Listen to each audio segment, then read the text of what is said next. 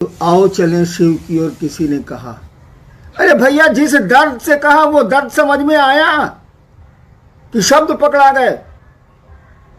जिसने भी ये कहा कि आओ चलें शिव की ओर, उसके भीतर दर्द था,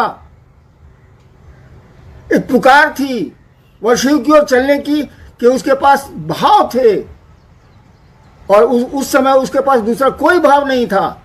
भीतर से उसने आवाज दी, आओ चलें शिव की ओर। हम लोगों के लिए तो वो शब्द हैं, आओ चलें शिव की ओर। है ना हुआ, वही हो गया, है ना हुआ। आओ चलें शिव की ओर, जिसने कहा उसके भीतर दर्द था, एक क्या कहिएगा, उसको एक पीड़ा थी, और इसी दर्द के तहत उसने आवाज दी, आओ चलें शिव की ओर। अगर उस दर्द से आप चलते हैं, उस दर्द के पीछे चलते हैं, तो कोई पीड़ा नहीं होगी। पीड़ा तो होती ही रहती है, पीड़ा तो मन झेलता है।